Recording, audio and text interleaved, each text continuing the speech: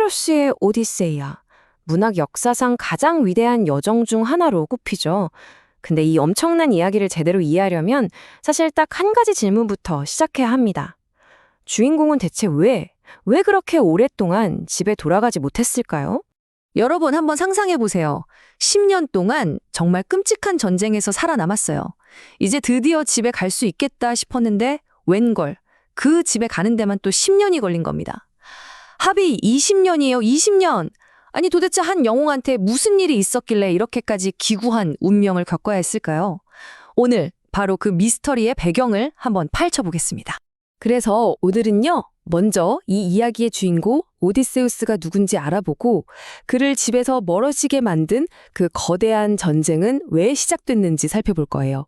그리고 그 전쟁을 어떻게 끝냈는지, 또 그 끝이 어떻게 새로운 고난의 시작이 됐는지, 그 머나먼 귀향길의 비밀까지 차근차근 따라가 보겠습니다.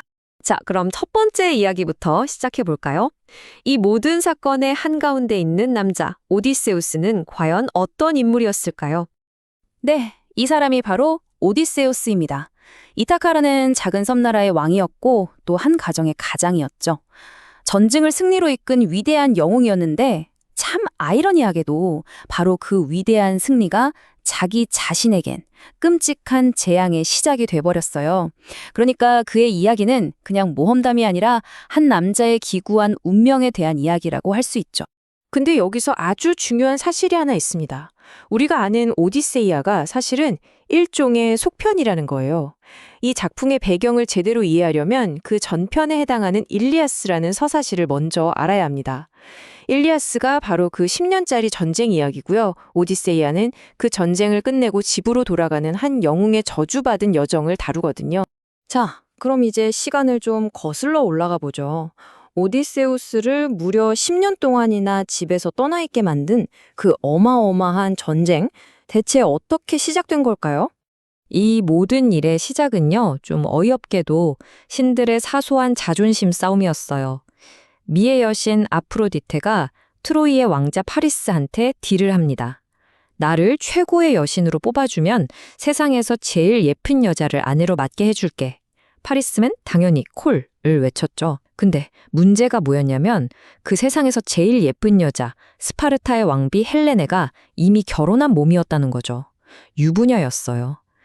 그런데도 파리스가 그녀를 데리고 트로이로 도망쳐버리니까 그리스 전체가 발칵 뒤집힌 겁니다. 아니 근데 잠깐만요. 한 나라의 왕비가 납치됐다고 해서 어떻게 그리스의 모든 왕들이 자기 군대를 끌고 와서 전쟁을 벌일 수가 있었을까요? 여기에는 아주 기가 막힌 정치적인 장치가 하나 숨어 있었습니다. 그게 바로 이 구혼자들의 맹세라는 건데요. 예전에 헬레네가 워낙 인기가 많으니까 전국의 왕자들이 다 청혼을 했거든요. 그때 우리 중에 누가 헬레네랑 결혼하든 나중에 무슨 일이 생기면 다 같이 그 결혼을 지켜주자고 약속을 한 거예요. 그런데 기가 막히게도 이 아이디어를 낸 사람이 누구였냐면 바로 오디세우스 본인이었습니다. 결국 자기가 판 함정에 자기가 빠진 거죠. 정말 가기 싫었던 전쟁에 꼼짝없이 끌려가게 된 겁니다. 이렇게 해서 말 그대로 당시 영웅들의 올스타전이 펼쳐지게 됩니다. 그리스 연합군에는 총사령관 아가멤논, 인간 최강의 전사 아킬레우스, 그리고 최고의 책사 오디세우스가 있었고요. 이에 맞서는 트로이에는 도시의 든든한 수호자 헥토르, 그리고 이 모든 일의 원흉 사랑꾼 파리스가 있었죠. 전쟁은 무려 10년이나 이어졌습니다. 지루하고 끔찍한 공방전이었죠. 근데 이 끝날 것 같지 않던 교착 상태를 깬 건 무시무시한 힘이 아니었어요. 바로 오디세우스의 번뜩이는 지혜, 그의 특별한 재능이었습니다. 생각해보세요. 10년이에요. 그리스 최강의 용사라는 아킬레우스조차 저 철옹성 같은 트로이의 성벽을 뚫지 못했어요. 정말 수많은 영웅들이 죽어나갔고 전쟁은 그냥 이대로 영원히 계속될 것만 같았죠. 힘으로 안 되면 역시 머리를 써야죠. 오디세우스는 생각합니다. 성벽을 부술 수 없다면 그냥 안으로 들어가면 되잖아. 그리고 여기서 바로 그 유명한 트로이 목마 작전이 나옵니다. 거대한 목마를 만들어서 마치 신에게 바치는 선물인 척 버려두고 철수하는 척 한 거죠. 트로이 사람들이 승리의 전리품이라며 신나서 이걸 성 안으로 끌고 들어갔는데 그날 밤 목마 안에 숨어있던 그리스 정예 병사들이 나와서 성문을 활짝 열어버립니다. 이 기막힌 계략 한 방에 10년 전쟁이 허무하게 끝나버린 거죠. 오디세우스는 이제 전쟁을 끝낸 영웅이 됐습니다. 자, 이제 전쟁도 끝났으니 집에 가야겠죠? 하지만 이야기는 여기서 끝나지 않았습니다. 오히려 오디세우스의 진짜 시련은 바로 지금부터 시작이었어요. 문제는 승리한 후에 터졌습니다. 승리에 너무 취했던 걸까요? 그리스 군대가 트로이의 신전까지 약탈하고 불태우면서 신들을 제대로 모욕해버린 겁니다. 이게 바로 고대 그리스인들이 가장 무서워했던 휴브리스, 즉 오만함이죠. 신들은 당연히 경노했고 집으로 돌아가는 모든 그리스 영웅들의 뱃길에 끔찍한 저주를 내립니다. 그리고 바로 이 저주가 오디세우스의 10년짜리 방황의 시작점이 된 거죠. 전쟁에서 10년, 그리고 이제는 바다 위에서 또 10년입니다. 이 10년이라는 숫자가 바로 그의 고난이 얼마나 길고 혹독했는지를 아주 명확하게 보여주는 거죠. 그래서 오디세이아 이야기는 사실 두 개의 전선에서 동시에 진행됩니다. 바다 위에서는 오디세우스가 온갖 괴물과 분노한 신들을 상대로 싸우고 있고요. 동시에 그의 고향 이타카에서는 아내 페넬로페가 그의 왕자와 재산을 노리는 100명이 넘는 구혼자들을 상대로 외로운 싸움을 벌이고 있는 겁니다. 그러니까 오디세우스의 귀향은 그냥 집에 가는 여정이 아니에요. 무너져가는 자신의 모든 것을 되찾기 위한 처절한 싸움인 거죠. 자, 바로 이 질문이 오디세이아를 관통하는 핵심입니다. 과연 이 영웅은 무사히 집으로 돌아올 수 있을까요? 그리고 20년 만에 돌아온 그곳에 과연 그가 되찾을 수 있는 것이 남아있기는 할까요? 이 기나긴 여정의 답은 이제 여러분이 직접 이야기 속에서 확인해 보실 차례입니다.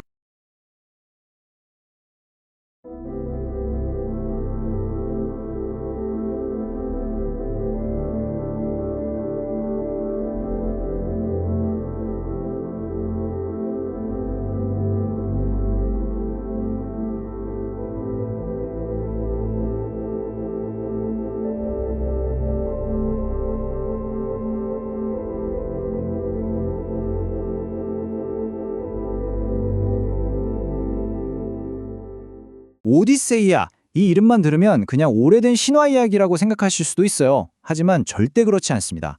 사실 오늘날 우리가 보는 거의 모든 모험 이야기의 원조, 그 청사진이 바로 이 작품이거든요. 위험천만한 여정 끝에 집으로 돌아가려는 한 영웅, 그 영웅이 된다는 게 대체 뭘 의미하는지 지금부터 그 이야기 속으로 깊숙이 한번 들어가 보겠습니다. 자, 그리스 신화하면 떠오르는 두 명의 슈퍼스타죠. 아킬레우스와 오디세우스. 이 둘을 딱 놓고 비교해보면 이번 이야기의 핵심이 바로 보입니다. 아킬레우스가 영원한 명예를 위해 싸우다 장렬하게 죽는 그런 전사의 아이콘이라면 오디세우스는 좀 달라요. 그는 어떻게든 살아남는 게 목표입니다. 온갖 굴욕을 견뎌내면서까지 집으로 돌아가려고 하죠. 바로 힘이 아니라 머리로, 지혜로 승리하는 새로운 영웅상이 여기서 탄생하는 겁니다. 그래서 오디세우스의 여정은요, 뭐랄까, 그냥 괴물 때려잡는 그런 이야기가 아니에요. 하나하나가 전부 그의 지성과 인내심을 시험하는 거대한 관문 같은 거죠. 자, 그럼 그의 가장 유명한 시험대, 바로 그 무시무시한 괴물과의 대결부터 시작해볼까요? 사람을 잡아먹는 외눈박이 거인 폴리페머스의 동굴에 갇혔습니다. 여기서 오디세우스가 세운 계획 좀 보세요. 정말 기가 막힙니다. 그냥 달려들어서 죽이는 게 아니에요. 일단 아주 독한 술을 먹여서 취하게 만들고 이상한 가짜 이름을 알려주죠. 그리고는 잠들었을 때 눈을 찔러서 장님으로 만들어버립니다. 마지막으로 양들 배 밑에 숨어서 유유히 빠져나오죠. 왜 굳이 이렇게 복잡하게 했을까요?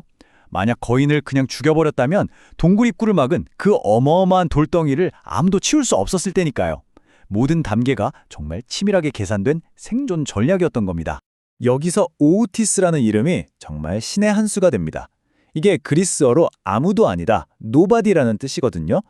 눈이 멀어 고통스러워하는 폴리페머스가 바른 키클롭스들에게 소리칩니다.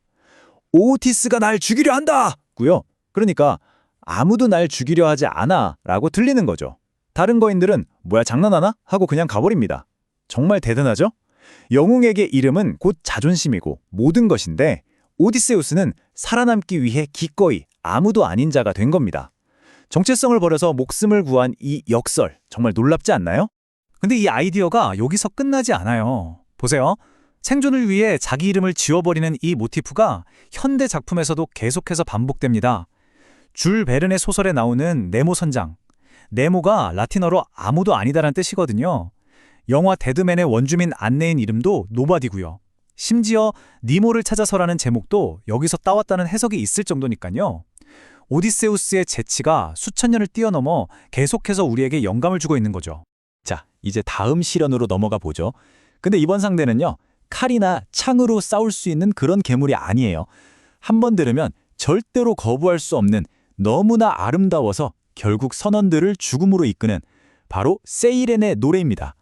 그리고 이 장면은 단순히 유혹을 이겨내는 걸 넘어서 우리 현대사회의 구조적인 문제를 날카롭게 꿰뚫어 봅니다. 프랑크푸르트 학파 같은 사상가들은 이 장면을 아주 흥미롭게 해석했어요. 보세요. 선원들은 노동자 계급을 상징합니다. 배를 계속 저어야 하니까 아름다운 노래, 즉 예술을 즐길 권리를 박탈당하죠. 밀랍으로 귀를 막아버립니다. 즐거움으로부터 소외되는 거예요. 반면에 지도자인 오디세우스는 그 노래를 듣습니다. 예술을 향유하죠. 하지만 돛대에 몸이 꽁꽁 묶여 있어요. 그 노래에 뛰어들 자유가 없는 겁니다. 자기 욕망으로부터 소외된 거죠. 결국 노동자나 지배계급이나 둘 다 진정한 만족을 얻지 못하고 소외된다는 현대사회에 대한 날카로운 비유로 읽힐 수 있는 겁니다. 이게 사실은 좀 더 큰 이야기로 연결돼요. 이 장면은 예측 불가능하고 혼란스러운 것, 예를 들면 예술이나 욕망 같은 것들을 어떻게든 통제하고 질서를 부여하려는 서구 문명 자체의 모습을 상징한다는 해석도 있습니다. 돛대에 묶인 오디세우스처럼 말이죠. 이제 우리가 마주할 장면은 정말 피할 수 없는 끔찍한 선택의 순간입니다. 이쪽으로 가도 죽고 저쪽으로 가도 죽는 상황. 좋은 선택지란 아예 없을 때 지도자는 과연 어떤 결정을 내려야 할까요? 이건 수천 년 전 이야기지만 오늘날 리더들에게도 똑같이 던져지는 질문이죠. 자, 선택지를 보세요. 한쪽에는 머리가 6 달린 괴물 스킬라가 있습니다. 그쪽으로 가면 무조건 6명의 부하가 잡아먹힙니다. 확실한 희생이죠. 다른 쪽에는 모든 걸 삼켜버리는 거대한 소용돌이 카리부디스가 있어요. 운이 좋으면 다 살 수도 있지만 잘못하면 배와 선원 전부가 몰살당할 수도 있습니다. 여러분이라면 어떡하시겠어요? 오디세우스는 스킬라를 선택합니다. 전멸이라는 최악의 가능성을 피하기 위해 6명의 확실한 희생을 감수하는 거죠. 정말 냉혹하고 고통스러운 계산입니다. 이 선택이 오디세우스에게 얼마나 큰 상처를 남겼는지 그는 나중에 회상하는데요. 스킬라에게 잡혀가면서 살려달라고 자신의 이름을 부르짖던 부하들의 모습이 자기가 평생 본 것 중에 가장 끔찍하고 비참한 광경이었다고 말합니다. 리더가 짊어져야 할 책임의 무게가 그대로 느껴지는 대목이죠. 무려 20년입니다. 트로이 전쟁 10년에 돌아오는 길의 10년. 온갖 고난 끝에 오디세우스는 드디어 마침내 고향 이타카에 돌아옵니다. 하지만 편안한 휴식 대신 그를 기다리고 있었던 건 아마도 그의 여정 중 가장 힘들고 끔찍한 마지막 시련이었습니다. 108, 이 숫자가 뭘 의미할까요? 바로 오디세우스가 돌아왔을 때 자기 집을 멋대로 차지하고 재산을 축내면서 아내 페넬로페에게 결혼을 강요하던 구혼자들의 숫자입니다. 108대 1. 이게 바로 왕이 자기 집에서 마주한 압도적으로 불리한 현실이었습니다. 자, 복수가 어떻게 진행되는지 한번 볼까요? 이건 정말 치밀하게 계획된 작전이었어요. 먼저 거지로 변장해서 궁전에 들어간 오디세우스는 아무도 당기지 못하는 자신의 활을 가볍게 당겨 보입니다. 그 순간 아들 텔레마코스가 모든 문을 걸어 잠그죠. 완벽한 함정입니다. 오디세우스가 정체를 밝히며 구혼자들의 우두머리에게 첫 화살을 날리는 순간 궁전은 피비린내 나는 학살의 장으로 변합니다. 자, 이렇게 108명의 구혼자를 모두 처치하고 모든 게 끝난 줄 알았는데 아직 진짜 마지막 관문이 하나 더 남았습니다. 바로 아내 페넬로페의 시험이죠. 여러분, 페넬로페는요, 그냥 기다리기만 한 수동적인 여인이 아니에요. 남편 못지않은, 아니 어쩌면 그 이상의 지략가입니다.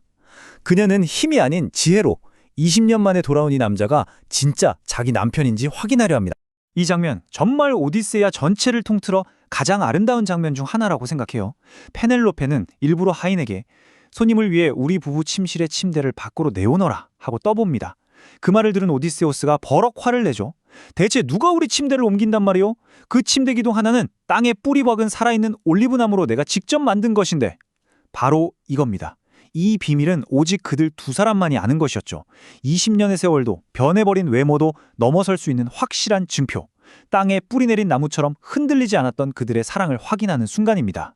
자, 이렇게 감동적인 재회는 했는데 여기서 이야기가 끝나지 않아요. 이제부터 우리는 이 이야기에 좀 어두운 그리고 아주 불판한 질문을 마주해야 합니다. 과연 이 끔찍한 학살은 정말 정의로운 귀향이라고 할 수 있을까요? 이 마지막 학살을 두고 해석이 정말 극명하게 갈립니다. 한쪽에서는 이렇게 봐요. 구원자들은 신이 정한 손님 환대의 법을 어겼고 나라의 질서를 무너뜨렸으니 그들의 죽음은 당연한 정의로운 심판이었다. 왕국을 바로 세우기 위한 필요악이었다는 거죠. 반면에 다른 쪽에서는 전혀 다르게 해석합니다. 이건 너무 과하고 끔찍한 폭력이다. 질서를 세운다는 명목 아래 한치의 오차도 없이 모든 걸 파괴해버리는 냉혹한 이성의 광기를 보여준다는 비판이죠. 여러분은 어떻게 생각하시나요? 오디세우스의 복수는 무너진 질서를 바로 세운 정의로운 행동이었을까요? 아니면 질서라는 이름 아래 행해진 끔찍하고 무자비한 광기였을까요? 3000년 전에 쓰인 이 이야기가 던지는 질문은 오늘을 사는 우리에게도 여전히 깊은 고민을 안겨주고 있습니다.